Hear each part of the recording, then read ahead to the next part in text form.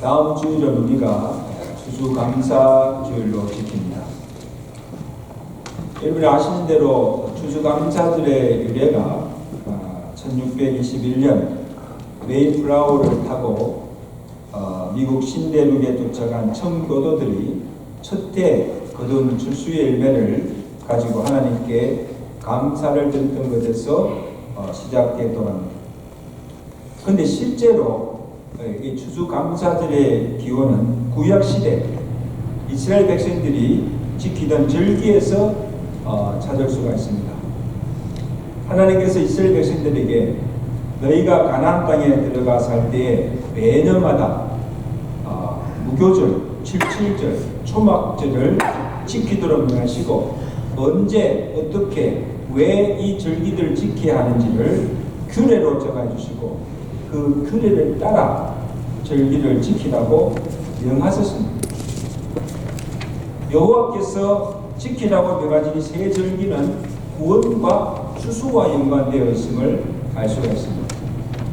그래서 무교절은 니산월 15일에 종되었던 애굽에서 구원의 날 그날을 기념하여 드리고, 또 칠칠절은 보리 수확을 거둔 후에 드리고, 초막절은 지금같이 가을에 모든 곡식과 올리브, 포도 열매를 거둔 후에 하나님께 감사로 드리는 절기입니다. 세 절기마다 다 이유가 있죠. 그래서 초막절이 오늘 우리가 지키는 추수감사절 의미가 담겨 있는 것을 알 수가 있습니다. 여러분, 여호와께서 이스라엘 백성들에게 왜 이 절기들을 잊지 말고 대대로 지키라고 명하신가? 그 이유가 무엇인가요? 하나님을 잊지 않고 그 은혜를 영영토록 기억하고 감사하며 살게 하시기 위함입니다. 그래서 그들이 지금 현재 누리는 그 모든 삶의 축복과 행복이 누구로부터? 하나님으로부터 온 것임을 알고 하나님께 감사할 때 너희가 사는 그 땅에서 계속 그 복을 누리도록 축복하시겠다는 것입니다. 절기를 잘 지키는. 그래서 신명기 8장 12절에 모세를 통해서 하나님께서 말씀하셨잖아요. 내가 먹어서 그 땅에 들어가서 내가 먹어서 배부리고 아름다운 집을 짓고 거하게 되면 내 양이 번성하며 엄금이 정식되며 내 소유가 풍부하고 잘 살게 되었을 때에 주를 건데 내 마음이 교만하여 하나님을 잊어버릴까 두려워. 하나님 잊지 말라는 거예요. 여러분, 무엇을 잊지 말라는 겁니까? 여호와께서 너에게 베푸신 은혜를 잊지 말라.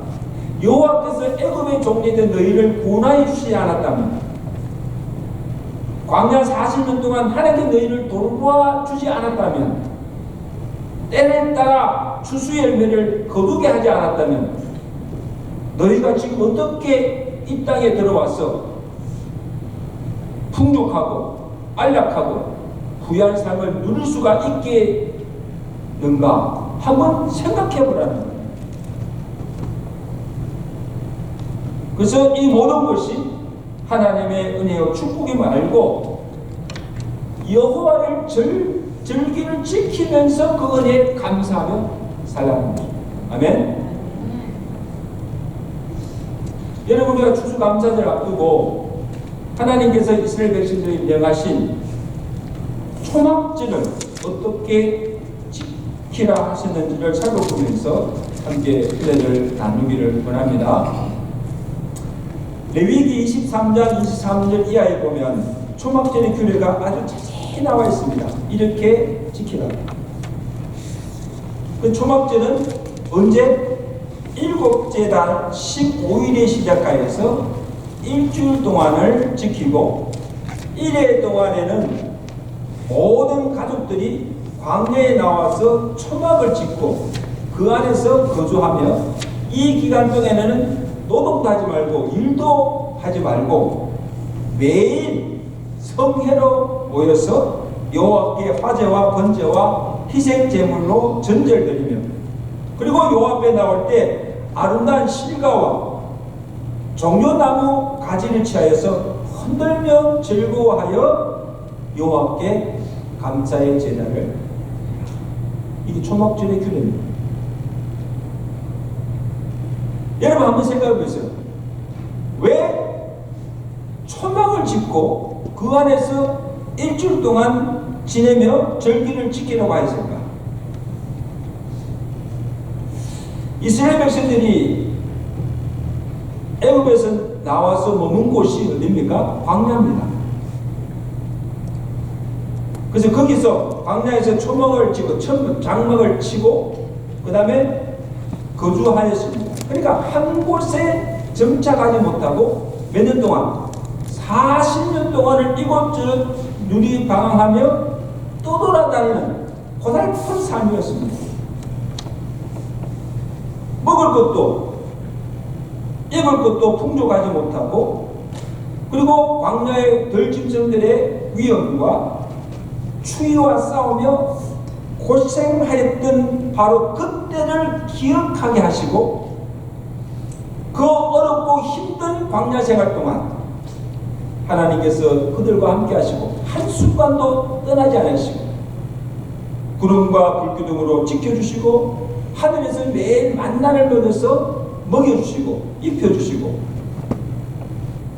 그들의 생명을 지켜주셔서 마침내 광야를 지나 가나안 땅으로 인도하여 들이시고 오늘의 편안하고 풍요로운 삶을 살게 하신 것에 대해서 너희가 초막을 짓고 일주일 동안 그곳에 지내면서 하나님의 은혜가 얼마나 크고 감사한지를 깊이 생각하고 한순간도 그 은혜를 잊지 말고 감사하며 살아야 하시고. 아멘. 한번 초막주가 한번 다시 한번 살아보라. 그때가 어떻게 살았는지, 그리고 지금 현재 우리가 이렇게 어떤 복을 받고 사는지를 생각해보라. 여러분, 우리가 해마다 이 추수감사절을 지킨 이 중에 하나도 과거를 돌아보고 오늘 내게 우리 가정과 우리 교회에 베푸신 그 하나님의 은혜 복을 기억하고 현재 오늘 우리 가정이 누리는 삶에 대해서 하나님께 감사하는 겁니다. 2025년 한 해만 아니고 지나온 과거의 날들을 한번 돌아보세요. 이스라엘 백성들이 그 험한 광야를 지난 것처럼 참으로 어렵고 고통스럽고 힘든 날들이 참 많았습니다. 근데 감사한 것은 그때마다 하나님의 도우심과 인도와 보호의 손길로 여기까지 오게 되었고, 이만큼 우리가 삶의 부유를 누리며 살게 되었음을 인하여 누구에게? 하나님께 감사드리시는 여러분 되시길 간절히 바랍니다. 오늘 찬양했잖아요. 감사. 여기까지 오게 된 것, 모든 것 하나님 은혜 감사. 감사해야죠. 자, 그러면 어떻게 감사해야 하는가? 그 방법도 알려주셨습니다. 16절 말씀 우리 다 같이 읽겠습니다. 16절 말씀. 자, 보세요. 시작. 너희 가운데 모든 남자는 3번과 무교절과 칠칠절과 초막절에 여호와께서 택하신 곳에서 여호와를 배울 때 빈손으로 여호와를 배우지 말고 내 하나님 여호와께서 주신 복을 따라 그 힘대로 드릴지니라. 여러분, 여기 여호와께서 지정하여 택하신 곳에서, 오늘 같으면 성전이죠, 나와서 또 주의 전에 나올 때 빈손으로 나오지 말라는 겁니다. 여기 빈손으로 나오지 말라는 의미는 두 뜻인데, 첫째, 말 그대로 아무것도 가지고 오지 않고 제사를 드린다는 뜻이고, 또 하나의 의미는 자, 예물 드리기는 드리되 감사와 정성이 없이 빈 마음으로 형식적으로 드린다는 겁니다. 이건 드리지 않은 것과 똑같다는 거죠. 그래서 10절에 보세요. 아주 구체적으로 말씀하고 있습니다. 10절 말씀으로 다 같이 읽습니다. 시작. 내 하나님 여호와께서 내게 복을 주신 대로 내 힘을 헤아려 자원하는 예물을 드리라 말씀하고 있습니다. 여기 보세요. 우리가 믿는 하나님은 이 우주 만물을 창조하시고 만유의 주가 되십니다. 아멘. 창조주요 만유의 주가 되십니다. 이 만유가 다 모든 것이 하나님의 것이에요. 근데 그 하나님이 무엇이 부족해서 너희가 내 앞에 나올 때에 빈손으로 나오지 말라고 하십니다. 손에 예물을 들고 나와 제단에 드리라고 하십니까? 부유하신 분인데 우리 마음에 하나님께서 베푸신 은혜에 대한 감사가 있는가 합니다. 얼마만큼 내가 감사하는가, 그 감사한 마음을 말로만 아니라 하나님 감사 말로만 아니고 예물에 담아서 감사한 마음을 하나님께 뭐예요? 표현하는 거, 보이라는 겁니다. 그래서 내 몸을 있는 곳에 내 몸을 있는 곳에 내 마음도 있느니라. 그렇죠? 감사하느냐? 그 감사한 마음을 뭐예요? 예물에 담아서 내게 보이라는 거예요. 그리고 일률적으로 드리는 것이 아닙니다. 받은 은혜가 많으면 많을수록 받은 복이 크면 클수록 하나님께서 각자에게 가정에 주신 복을 따라 힘대로 억지로나 인색함으로 아니라 자원하여서 즐거이 하나님께 드립니다.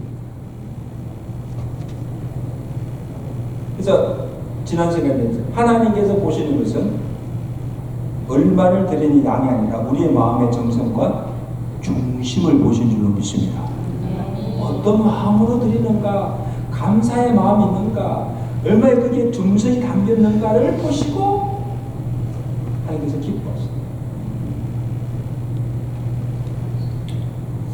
여러분 레위기에서 보면 여러 가지 제사법이 나오잖아요.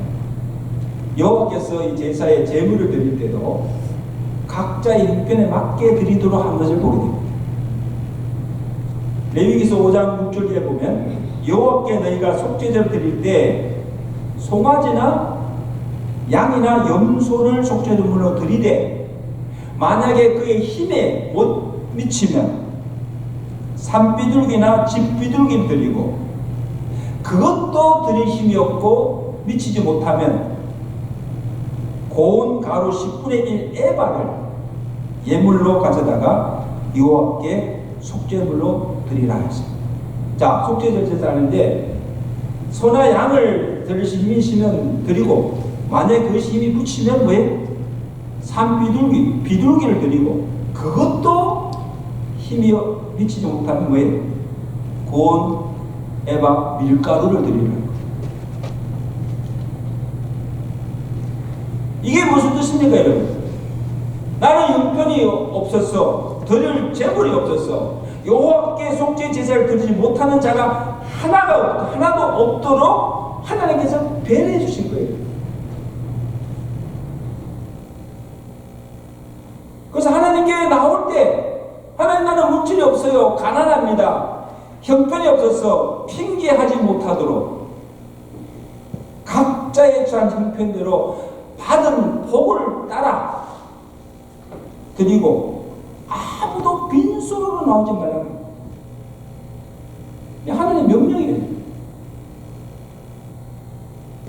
부한 자도 가난한 자도 각자가 형편대로 정성을 다하여서 하나님께 감사함으로 드릴 때 과부가 드린 두 랩돈의 헌금처럼 하나님께는 기쁘게 받으시고 드린 물질과 정성을 따라서 복을 다해 주실 줄로 믿습니다.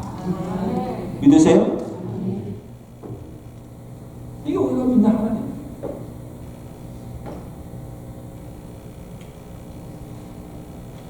여러분, 이번 추수감사절에 우리가 얼마나 드릴까?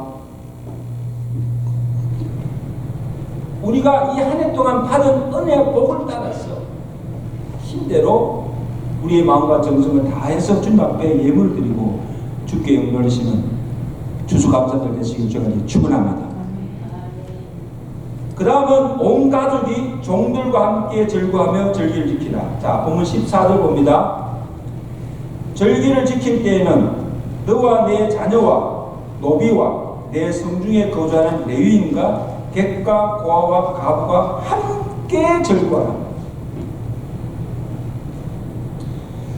여러분, 우리 교회에서는 이 해마다 이 추수감사절 지킬 때 온 가족이 다 함께 연합으로 예배했잖아요. 지금 우리 주일학교 학생과 없어 지금은 하지만 우리 학생부 주일학교 다 같이 온 가족이 다 같이 예배를 드렸어요. 그리고 나올 때 정성을 예물을 준비하고 드리고 제단에 한 해 동안 거둔 추수 열매를 가지고 우리가 땡스기빙 밖에 바구니에 담아 하나님께 감사드립니다. 또 온 구역 식구들이 찬양을 준비해서 찬양으로 하나님께 영광을 각 부서 주일학교 학생분들도 다 같이 찬양했어요. 여러 가지 방식 예물로 찬양으로 감사의 마음을 표현하고 하나님께 영광을 드리고 있습니다. 성경적이에요. 한번 생각해보세요. 우리가 하나님께 억만금을 드린들, 천번만번 하나님을 찬양한들, 하나님의 은혜를 다 갚을 수가 없고 무엇으로도 우리의 감사의 마음을 다 표현할 수가 없는 거예요. 그렇죠? 또한 우리가 하나님께 드리는 헌물이나 찬양이 아무 정성이 없이 준비 없이 들어서는 하나님께 영광이 되지 않는다는 거예요. 조그만 것이지만 정성을 다해서 드려야 하고 한 번의 찬양이라도 잘 준비해서 전심으로 하나님을 찬양할 때 그것이 하나님께 영광이 되고 찬양을 듣는 우리 모두에게 은혜가 되는 줄로 믿습니다. 아멘. 우리 성가대가 매주마다 이렇게 나올 때 그냥 하지 않잖아요. 일찍 와서 찬양을 준비하잖아요. 호흡도 맞추고 준비된 찬양으로 하나님께 드릴 때 그 찬양이 하나님께 영광이 되고 기쁘게 받으시고 우리가 은혜가 되는 줄로 믿습니다. 산성도 여러분, 오늘 우리의 부정한 입술로 하나님의 거룩한 성문을 찬양할 수 있다는 것이 특권이요 축복입니다. 우리가 하나님께 나올 때 공수로 나오지 아니하고 드릴 수 있는 물질과 그것을 아까워하지 않고 즐거이 드릴 수 있는 마음이 있다는 것이 믿음의 축복인 줄로 믿습니다. 믿음 없이는요 한 푼도 없어요. 이게 믿음이에요. 믿음.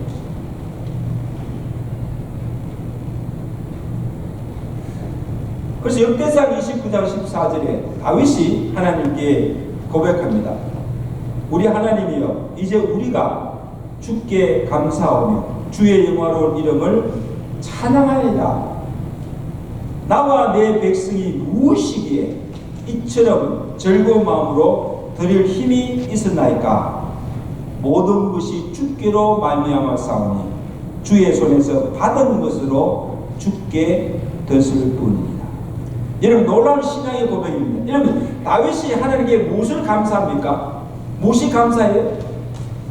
나와 내 백성에게 하나님께서 복을 주셔서 하나님께 드릴 수 있는 물질을 주시고 그것을 내가 즐거이 드릴 수 있는 힘을 주신 것을 하나님 감사합니다. 하나님 축복이라는 거죠. 또한 내가 주께 드리는 것 또한 내 것이 아니라 하나님께서 내게 주신 것이요 내가 주께 받은 것을 다시 주께 왜 돌려드린다. 이게 헌금입니다. 이는 곧 하나님께 내가 드릴 것이 없다는 것은 무슨 뜻입니까? 내가 주께 받은 것이 하나도 없다는 것입니다. 받은 것이 없는데 내가 드릴 것이 없다는 것입니다. 이랑 물어볼게요. 정말 우리가 주께 받은 것이 하나도 없고 하나님께 감사할 것이 하나도 없습니까? 내가 지금 현재 누리고 있는 모든 것이 하나님께 뭣도 없으시고 하나님께 내게 풍복을 주셔서 내가 사는 동안 누리게 하신 것이 하나님의 축복인 줄 믿습니다. 이걸 아셔야 돼요.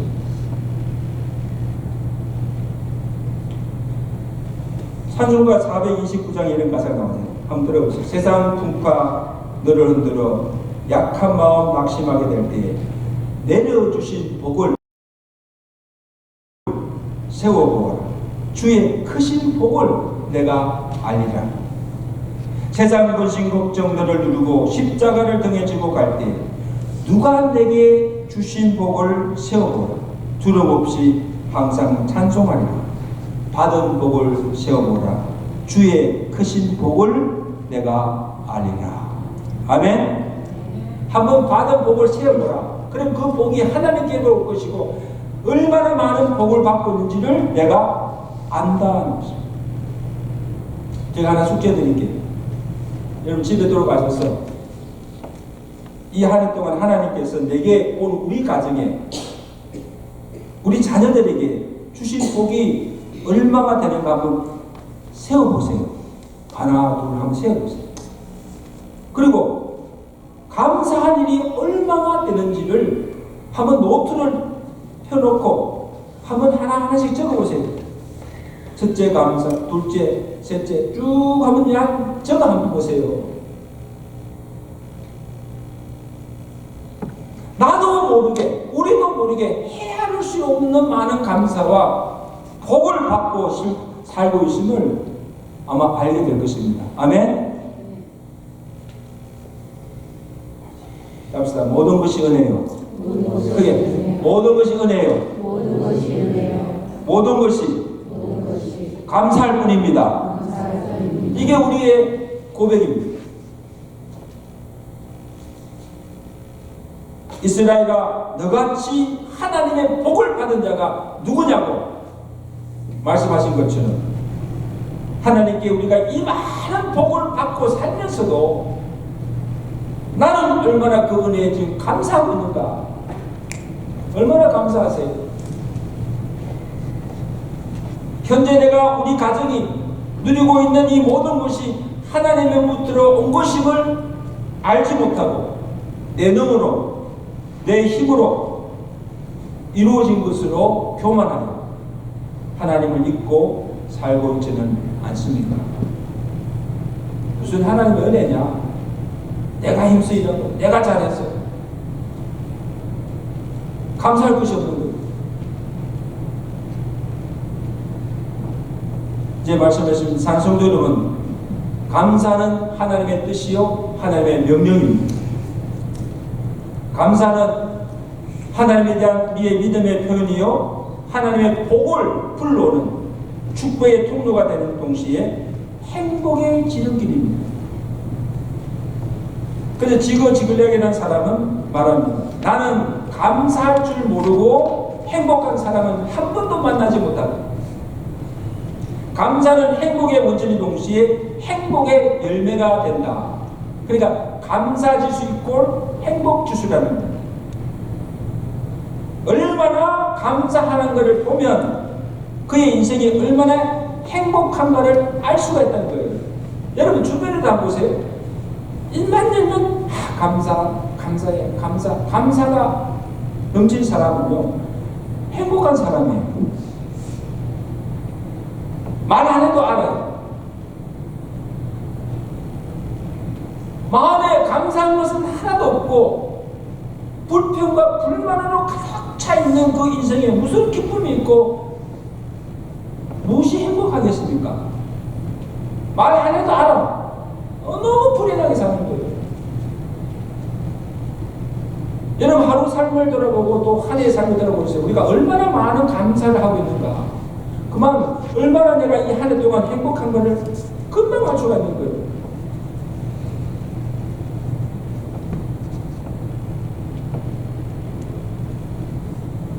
감사 지수가 높아지기를 간절히 바랍니다.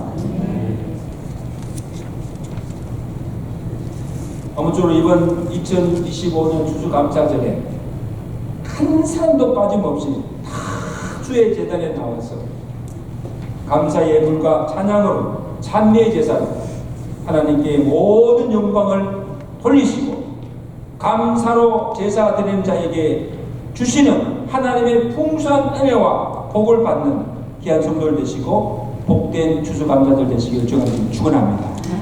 한번 미리 인사합시다. 해피 땡스기빙. 기도하겠습니다.